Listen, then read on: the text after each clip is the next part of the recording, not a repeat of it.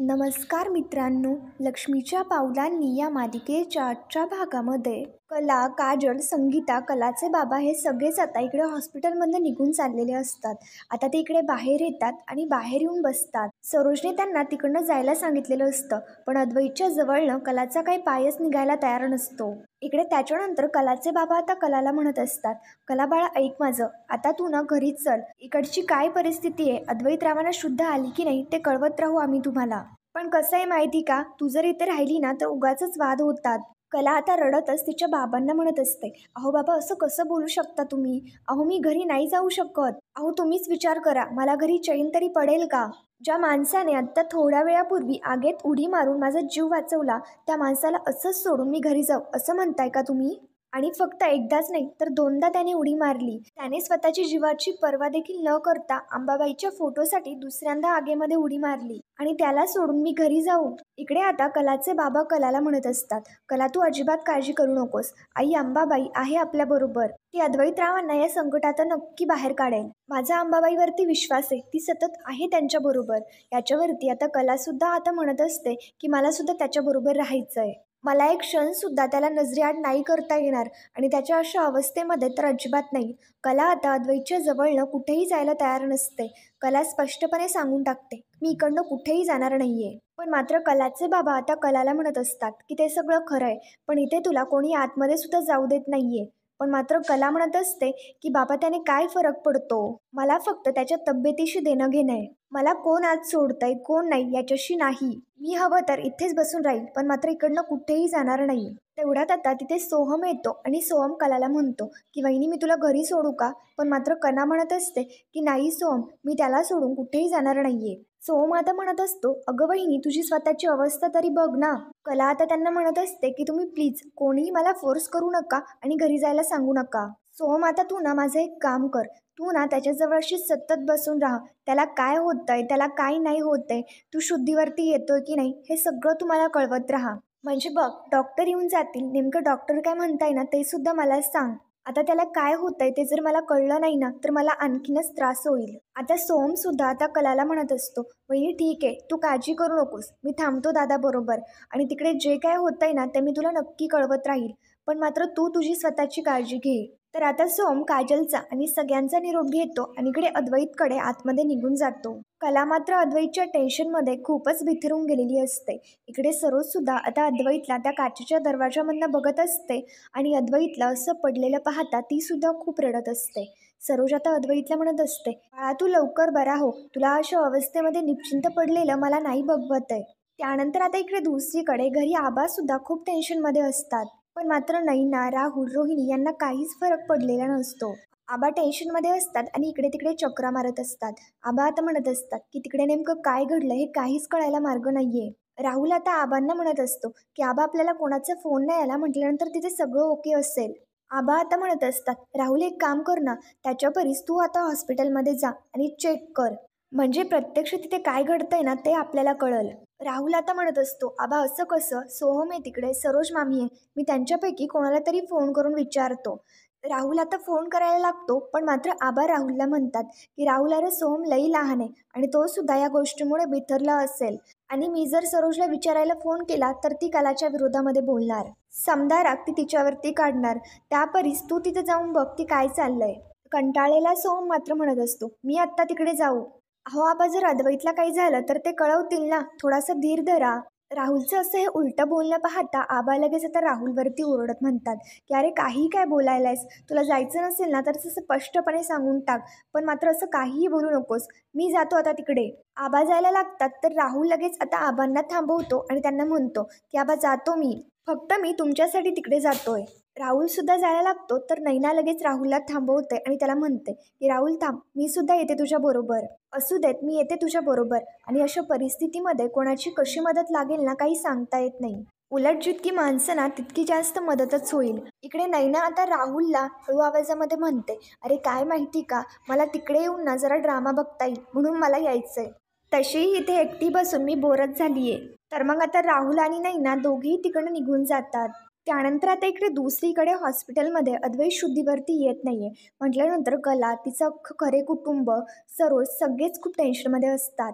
कला हॉस्पिटलमध्ये असते आणि तेवढ्यात तिचं लक्ष तिथे भिंतीवरती टांगलेल्या अंबाबाईच्या फोटोकडे जातं. कला आता त्या फोटोच्या जवळ येते तर तिला घडलेला सगळा प्रकार आठवू लागतो की म्हणजे अद्वैतने आगीतून कशा पद्धतीने तिला वाचवलं. अद्वैत एवढ्या मोठ्या संकटामध्ये अडकलेला असताना देखील तो कशा पद्धतीने कलाला धीर देतोय ते सगळं आता अद्वैतचं बोलणं कलाच्या कानामध्ये असं घुमत असतं.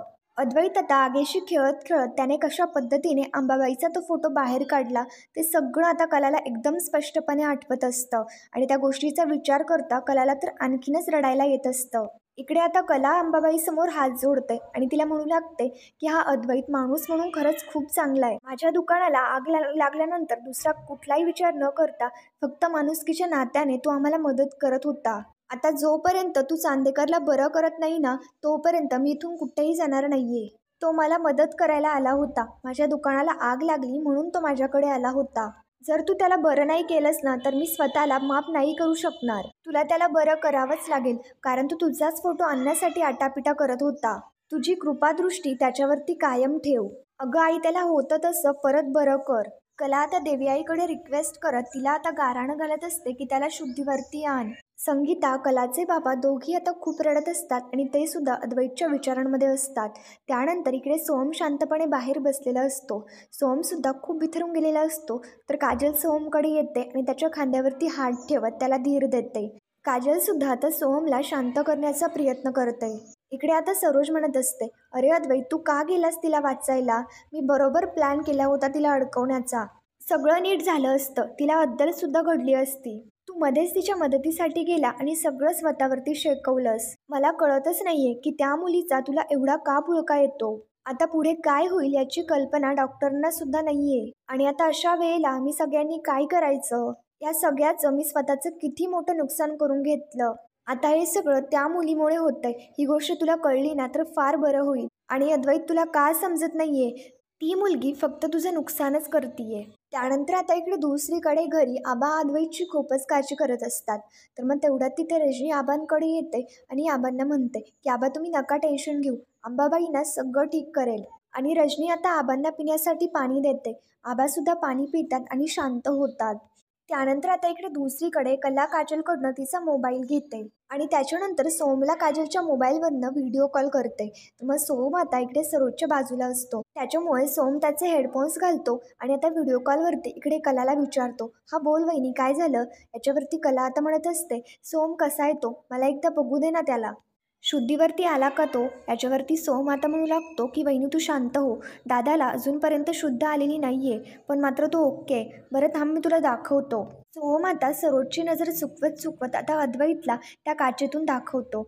अद्वैतला पाहता कला तर आणखीनच इमोशनल होत रडू लागते.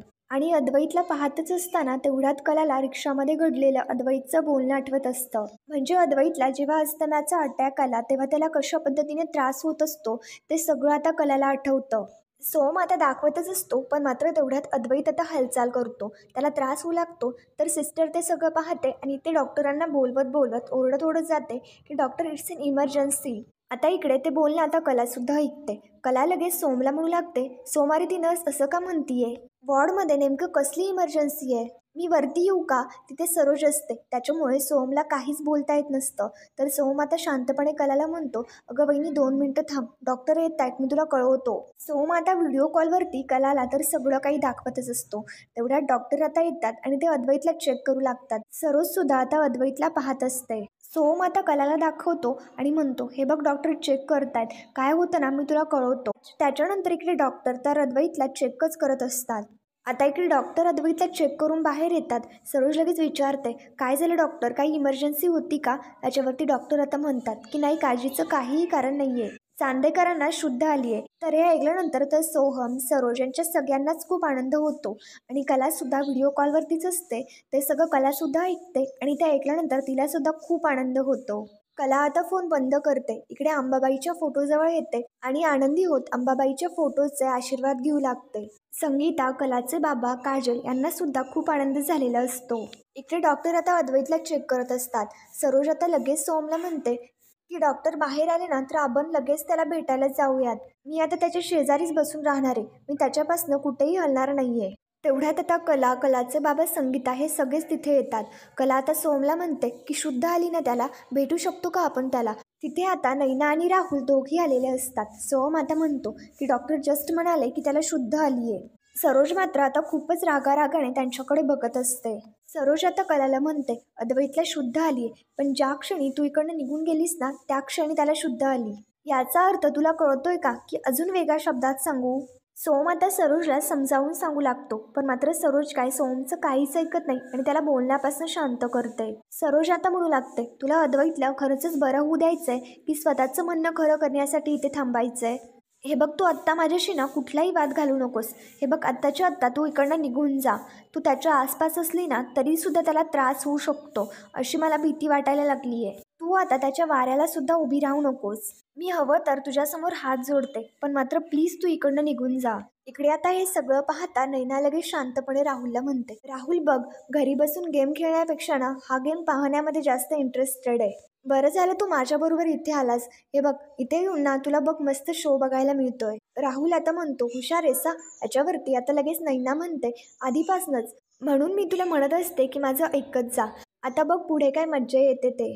कला आता सरोजला म्हणत असते हे बघा सरोज मॅडम, तुम्ही जे काय बोलताय ना ते मला अजिबात पटत नाही आहे, पण मात्र केवळ तुमचा मान ठेवायचा म्हणून मी ते सगळं ऐकून घेते. अहो मॅडम, चांदेकरने जीवाची पर्वा न करता माझा जीव वाचवला आणि मग तो बरा होईपर्यंत मी त्याला एकटं कसं सोडणार. त्याला बरं वाटेपर्यंत इथे थांबणं माझं कर्तव्य आहे. मला माझी कृतज्ञता व्यक्त करू द्या. त्या भावनेनेच मला त्याची माफी मागू द्या.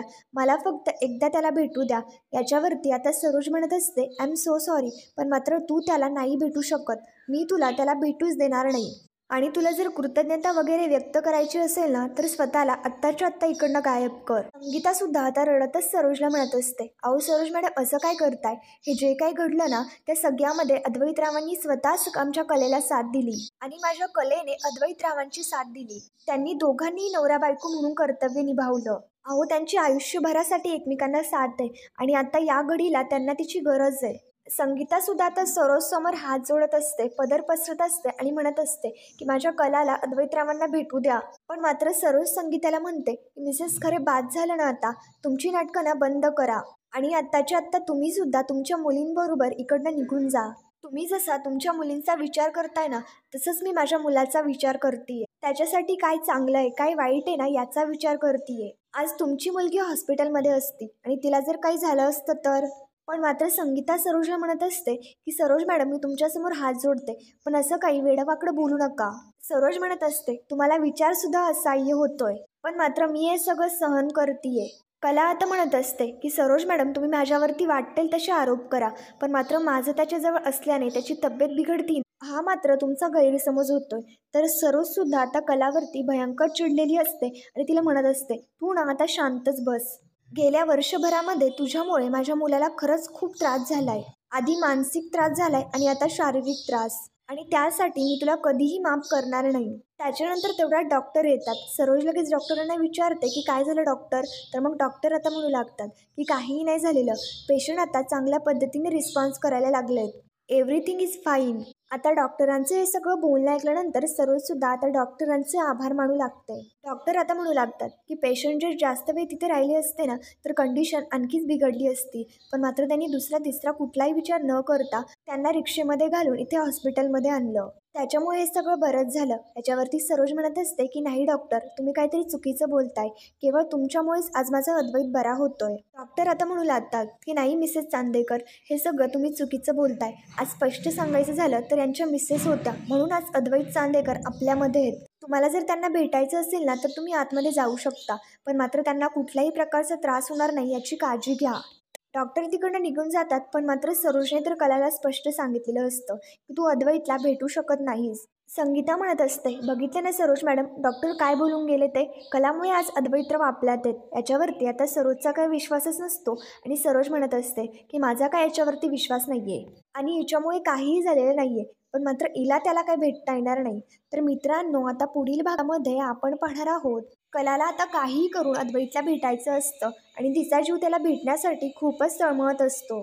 अद्वैत आता सरोजला विचारतो की खरे कुठे. याच्यावरती आता सरोज सांगते की गेली ती. अद्वैत आता स्वतःशीच म्हणतो एवढं सगळं झालेलं असताना सुद्धा खरे आता घरी कशी निघून गेली. इकडे कला आता अद्वैतला भेटण्यासाठी धावत येऊ लागते. पण मात्र सरोज आता इकडे नयनाला सांगते तुला जर घरामध्ये राहायचं असेल ना तर या मुलीला अद्वैतला भेटू द्यायचं नाही. कला यायला लागते पण मात्र नयना आता लगेच तिला थांबवते आणि कलाला म्हणते की कला थांब, तुला अद्वैतला भेटण्याची परवानगी नाहीये. पण मात्र शेवटी कला अद्वैतला भेटायला जातेच. आता इकडे कला अद्वैतला म्हणत असते बास कर ना, किती त्रास देणार आहे अजून लोकांना. आता इकडे अद्वैत कलाला म्हणतो की खरे पायदाब माझे, माझी सेवा केली ना तर पुण्य लागेल तुला. तर कला लगेच आता अद्वैतला मस्करीमध्ये मारते आणि आता त्याचे पाय दाबू लागते. हे पाहता अद्वैत आणि कला यांच्या दोघांना सुद्धा खूप बरं वाटतं. तर मित्रांनो, पुढील भागांच्या डेली अपडेटसाठी आमच्या शिव मराठी या चॅनलला लगेच सबस्क्राईब करा. थँक्यू.